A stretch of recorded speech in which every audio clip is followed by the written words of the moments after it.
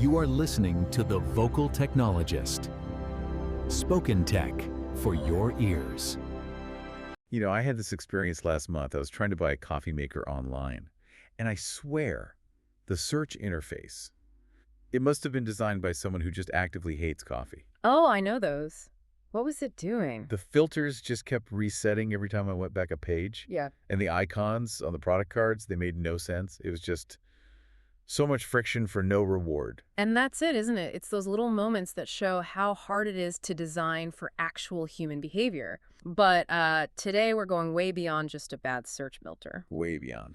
We are looking at how the whole foundation of product design is, well, it's being ripped out and replaced. Absolutely. So this is Product Thursdays, and our goal right now is to really just cut through all the noise and distill what's actually happening, these huge disruptive shifts in the design world. We're talking about everything. From the physical thing you hold in your hand to the tools that we are using to even imagine those things. And I think the core tension, the thing we have to grasp is that we are moving away from these predictable, fixed interfaces, the screens we all mastered years ago. Right. And we're moving toward these dynamic, adaptive systems where AI is, well, it's not just a tool anymore. It's more like a co-creator. Yeah. And that has massive implications for you using the product and you building it. Okay, let's start with the physical hardware then, because a leak just dropped about an Apple product that feels like the end of an era. The iPhone 20 rumor. Exactly, for 2027. And the chatter is that Apple is going to drop every single physical button. I mean, if that rumor is true, that's huge. We're talking an all-glass wraparound display, no volume rockers, no power button. No mute switch. Gone. They'd have to rely completely on solid-state buttons with, haptic feedback. That's the ultimate design trade-off, isn't it? It's just like the iPhone X getting rid of the home button, but this is everything. Every physical anchor is just gone. It's a statement. They're basically saying visual sleekness and water resistance are more important than that, that satisfying physical click. And that idea, that pursuit of sleek adaptability, it takes us right into the software side with generative UI. Which is set to completely turn decades of design on its head. I mean, traditional design was all about being predictable. You had to guess every single use case and hard code everything months ahead of time. Exactly. So the user who lands on your page sees the exact same thing as the person before them, no matter what they were just doing. But generative UI flips that completely. Totally. It uses large language models to dynamically build the interface at runtime. So it's based on your real-time context, your intent. The whole thing just adapts automatically to who you are and what you need in that moment. Yeah. It's probabilistic, not a fixed template. But that raises a huge question, right? If the interface is always changing, how do you build a mental model? How do you learn a system that's constantly rearranging itself? That's the critical challenge. It is. I think consistency has to shift from being about where the pixels are to being about the outcome. The system has to understand your intent so well that even if the buttons move, the path is always clear. And that sounds exactly like the vision coming out of OpenAI. Yes, the Jarvis moment. Turning ChatGPT into this integrated assistant where you complete tasks without ever switching apps. And they're doing it with their new apps SDK. They're embedding interactive tools, cards, buttons, widgets, right into the chat. So for a designer, your focus just completely changes. You're not making screens or wireframes anymore. Not at all. Your job becomes crafting a simple, context-aware interaction.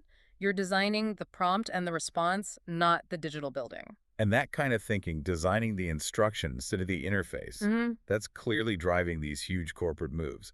We're seeing a full-on creative arms race now. Oh, absolutely. Everyone is trying to control that creative pipeline. I mean, look at Figma. They acquired that AI image startup, Weavy. Right, and rebranded it as Figma Weave. And Weavy was all about node-based generation. It lets you combine different AI models, gives you really granular control. Figma's making sure that generation happens right where you build your components. And they're also building out the back end, right? The extended collections for multi-brand systems, the server integrations for AI tools.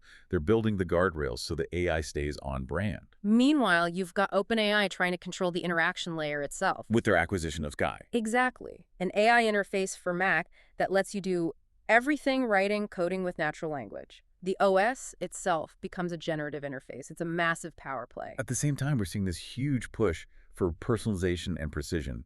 And I think Adobe is really leading that charge. For sure. At Adobe Max 2025, they announced custom Firefly models, so brands can now train the AI on their own content, their own style. That's huge for brand consistency. But the updates to Firefly 5, that's where you see the move toward precision. Native 4MP resolution, better human rendering, and this one feature, prompt-based layered editing. That's the key. That's the big takeaway. It is. Layered editing means AI is shifting from this broad brainstorming tool that gives you 100 images to a precise production tool. You can change one little thing, like a character's shirt color, without having to regenerate the entire image from scratch. It transforms AI from a blunt instrument into a fine-tipped pen. And they're putting assistive AI everywhere. In Express, in Photoshop, automating all the boring stuff like background removal. They even have Project Moonlight, which analyzes social media to suggest new ideas. And the speed, this precision, it's transforming production everywhere, not just in marketing. Look at the partnership between Stability AI and Electronic Arts. Yeah, they're trying to accelerate game development. Their whole goal is to co-develop AI models to generate game assets faster. Things like PBR materials or even pre-visualizing 3D environments just from a text prompt. That kind of speed makes this whole idea of democratizing prototyping actually possible. It does. There was this great example from a Latin American HR startup. They built an internal product playground. Right, so non-engineers can use AI in their design system to build and test functional product ideas. And the idea to prototype cycle just collapses. It goes from weeks or months down to a few hours. The design team's role completely changes. They're not building every screen anymore. They're just maintaining the infrastructure. They're managing the toolbox, not swinging every hammer. You basically turn your entire company into a rapid-fire design lab. It's a fundamental shift. And that shift, all this decentralized power, is exactly why we have to talk about the human side of this, the human paradox. The necessary trade-offs. Exactly. And I think the first one is just you have to accept the myth of perfect design is, well, a myth. Perfection is impossible. Every single design is a negotiation. It is. You're balancing competing goals. The business needs money, the customer needs to be happy, and you have limits on time and resources. There's no algorithm that can perfectly balance all of that. It's a continuous negotiation, which is why that idea of cross-domain fluency is so important. Designers, engineers, business leaders, they can't be in their silos anymore. They have to understand each other's constraints and work together to make those trade-off decisions. The best solution is almost always a compromise. Which brings us to a really heavy, but I think necessary point. The cost of all this efficiency, this alienation by design. It's a big one. We're building these hyper-efficient systems to reduce friction, but are we accidentally eroding the very human interactions that, fight social isolation? Like when you have to ask a real person for help in a store, that moment might be less efficient than a chatbot, but it fulfills a basic human need for connection. Right. And if you ruthlessly optimize for productivity across every system, you might be collectively weakening the social fabric by cutting off all those small human bonds. It's a question we almost never ask. Are we optimizing humanity right out of the experience? And speaking of humanity, there's the issue of trust. Especially, how do you rebuild organizational trust in UX when you join a company that just doesn't value design? The answer is definitely not just making things look prettier. No, it's about restoring credibility. And that means you have to align every single thing you do with core business goals. And you have to communicate your impact in their language. You talk about revenue, you talk about customer retention, operational efficiency. You don't talk about abstract design metrics that they can just dismiss. You have to show them the money and the time saved. That's how you build credibility. And, trust with the user, that's built in the moments when things go wrong. Good error handling. Yeah. Such an overlooked act of empathy. Totally. Instead of just a cryptic error code that says something went wrong. Good design treats that error as a chance to guide the user. Tell them what happened, why it happened, and most importantly, here's how you fix it right now. The goal should always be a calm, supportive recovery. It doesn't matter if the error was the user's fault or the system's fault. The product needs to help them feel confident and in control. That's what builds loyalty. The system had your back when things got stressful. Wow. We have covered so much ground here today on the Vocal Technologist.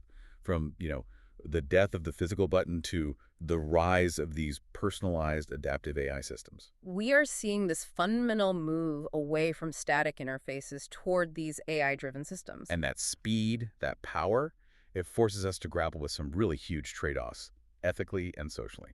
Which brings us to a final thought for you to take away. The data shows that 86% of creators globally are already using generative AI for their early-stage concept work. So if AI can now produce this flood of high-fidelity, plausible options, and our job is becoming more about supervision, like managing a really, really enthusiastic intern, then where is the ultimate value of human creativity now? Does that essential human skill now live purely in our critical judgment, our ability to see the one good idea or the right compromise or the ethical path in that sea of possibilities that AI gives us? And if so, what skills should you be prioritizing right now? Emotional, critical, collaborative, to make sure you maintain that essential human judgment. Something to think about. Definitely something to think about as you face this future of product design.